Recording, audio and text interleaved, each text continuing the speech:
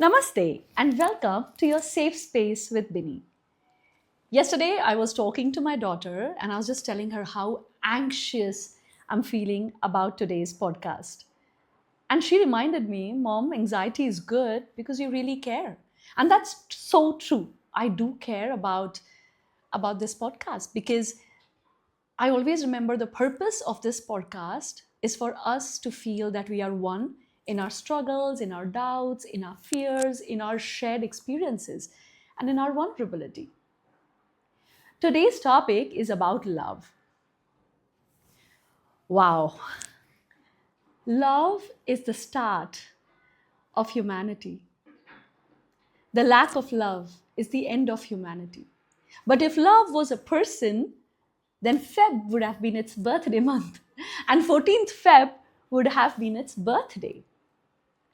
So let's start. Love, coming from me.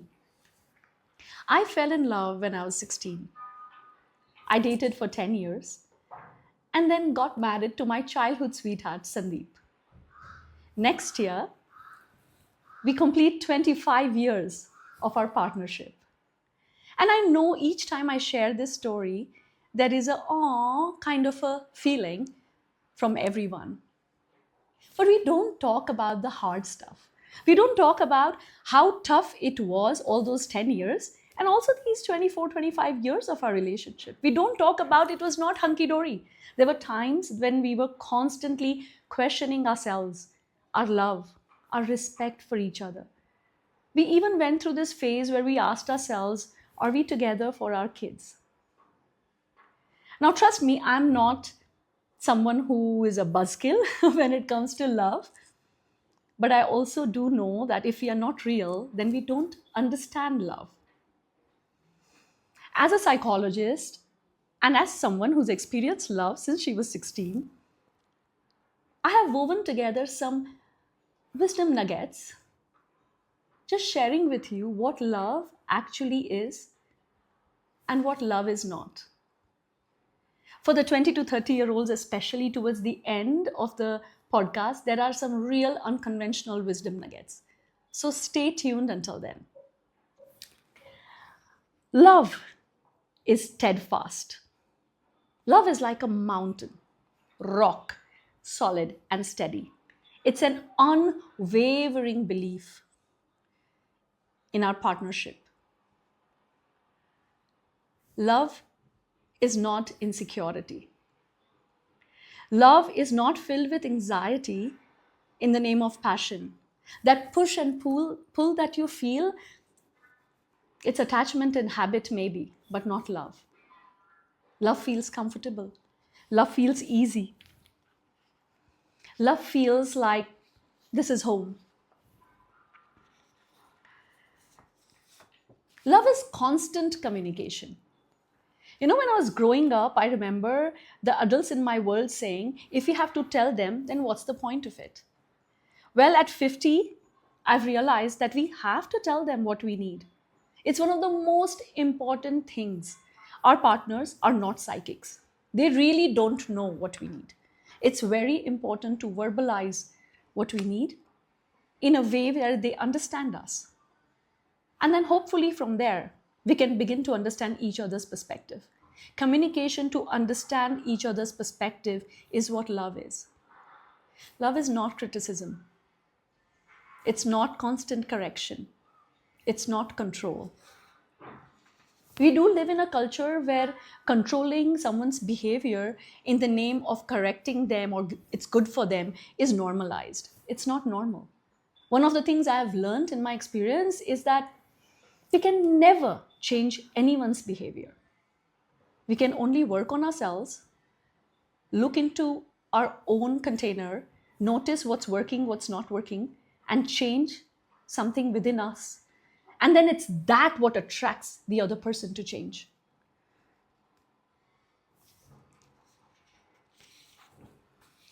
Love is connection and presence. I remember this amazing psychologist once mentioned, love is spelled as Tine. especially in these days when we are constantly connected to our devices. It's very important that we understand that love requires time. It's important that we understand that each time we are talking to someone we love while still being on some screen, it's an instant disconnection. Love is about realizing that this conversation is more important than anything else in the world.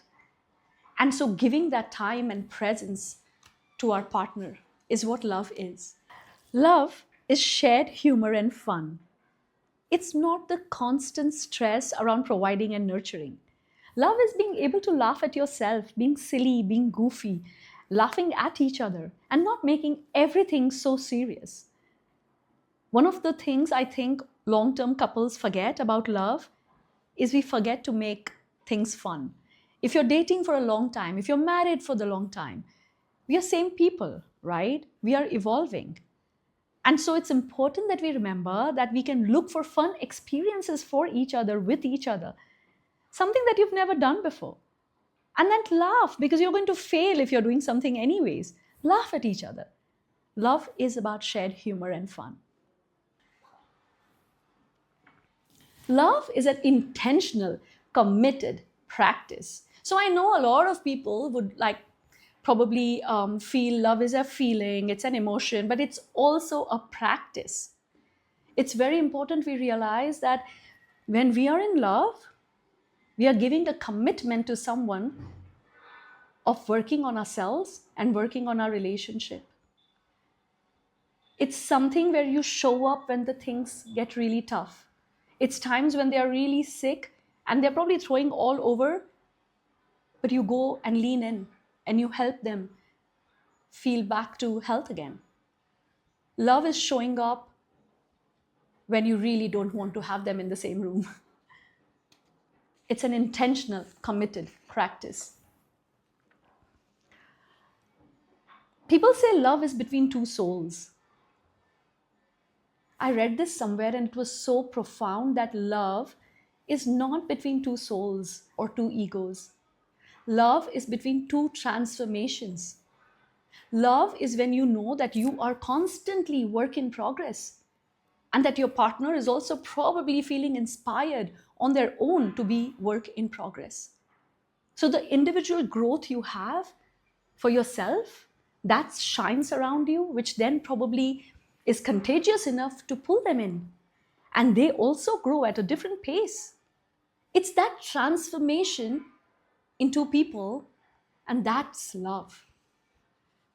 Sometimes we notice that in long-term relationship, one partner is really growing and doing the self-work.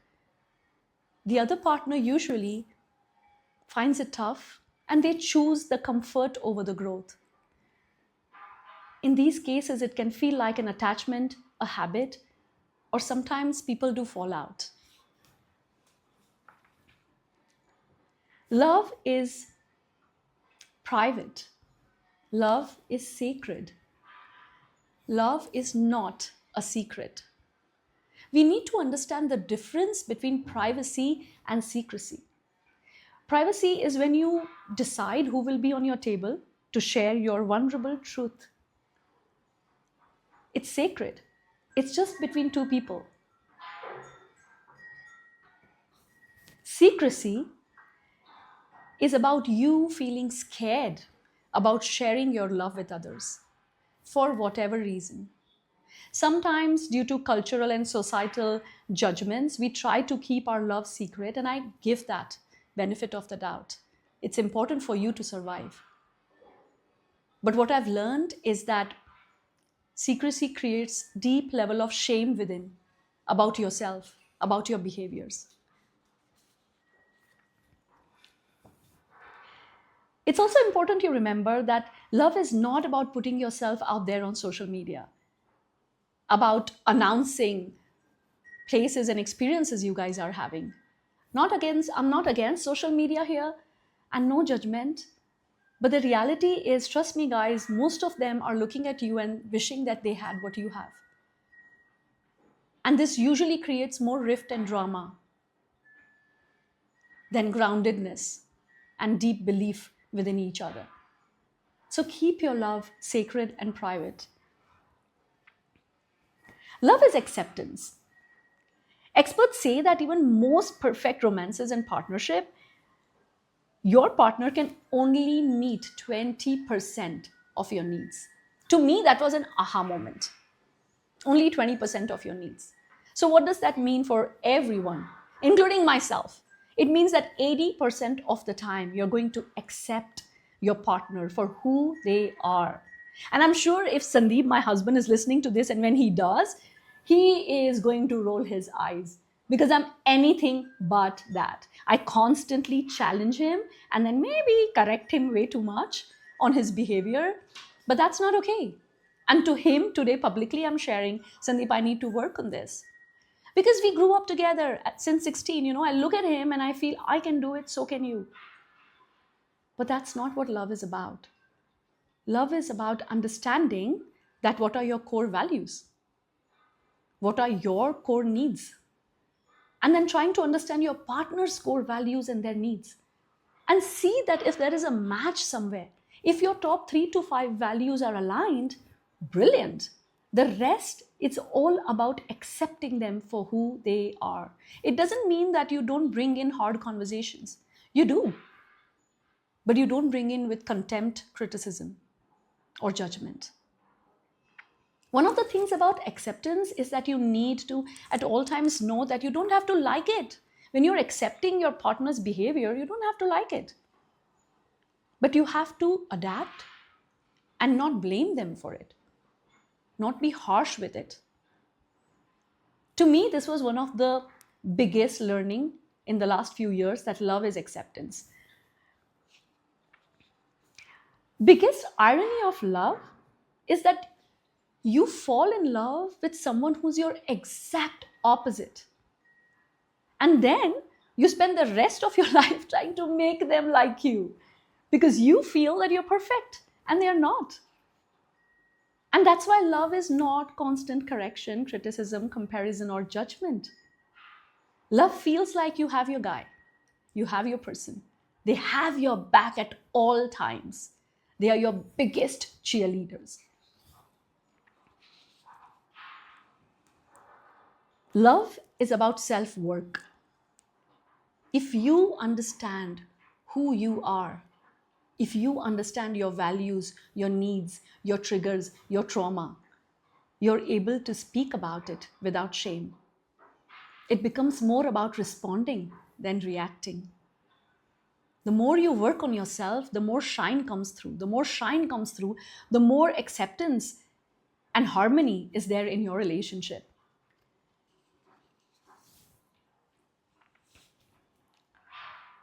To me, love is all about creating magic in mundane moments. It's never about big hoo ha or Valentine's Day, especially for guys. You do not have to perform. You don't have to take the pressure of making it really grand for them on Valentine's Day. That's capitalism. That's not love. And over a period of time, it's exhaustion. So, yeah, once in a while or initial times when you're dating, I understand that hunger, that need to do the best and grand and great. Go ahead, do it. But be mindful of when does it really become performatory? When does it become exhausting?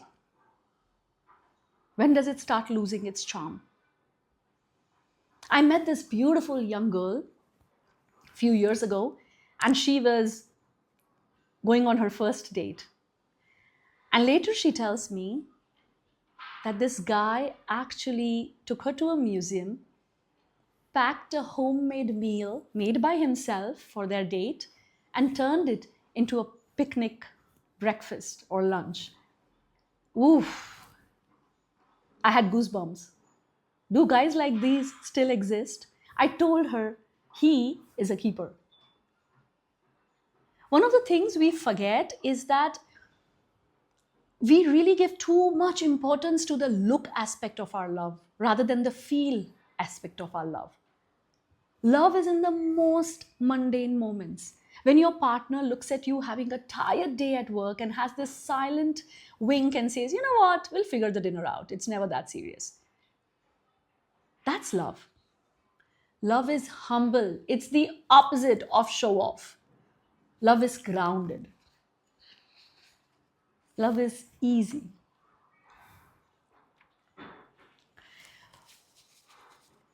I think I've shared a lot about what love is and what love is not.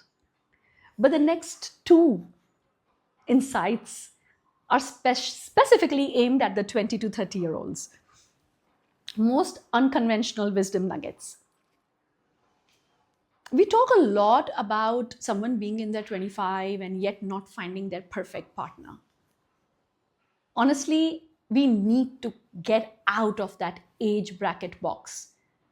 My generation of parents, maybe my parents, and my own generation of parents have put our children in that box. But that's not what love is. I don't know how many of you have heard about Dr. Gottmans. They are Dr. Julie and Dr. John, and they have created almost 40 years of research work, and their work is called Love Lab. They are amazing coaches and therapists for couples. Dr. Julie met Dr. John when she was 36 and divorced. Dr. John met Julie when he was 40 plus and divorced. Today they are 75 something and they are still making podcasts and still doing some amazing work on partnership, love, relationships. And I have heard such incredible stories about people finding love in their 30s or even 40s. Why are we putting ourselves under that pressure of age when it comes to finding the perfect partner with who you're going to spend the rest of your life? That's a lot. Step away from that. Work on yourself. Put yourself out there. Take chances. Be vulnerable. Let your heart get broken. Guys, it's far more stronger than you think. Let it get broken over and over again until you find the right person for you. And that could be at any age. Science today says that our brain is completely developed by the age of 25. The prefrontal cortex, that part of our brain which actually tells you to make wiser decisions, the decision-making part of our brain, the CEO of our brain, if that completely develops by mid-20s, today research points that weddings and marriages that happen before that have lesser chances of longevity. To the young people out there, please wait till your prefrontal cortex is completely developed to tie the knot. To people who are dating long term, if you are dating for 8 years, 10 years, and you are 28, before you step into matrimony, seriously ask yourself, if you met this person now, would you still date them? Do not let the longevity define your next 50 years. If you have doubts, step away. It's worth it. Yes, there is a lot of judgment in the world, and the world is not ready for that. But you can figure it out. Love is not pressure. Love is not performance. Love is about knowing what you want and what you deserve.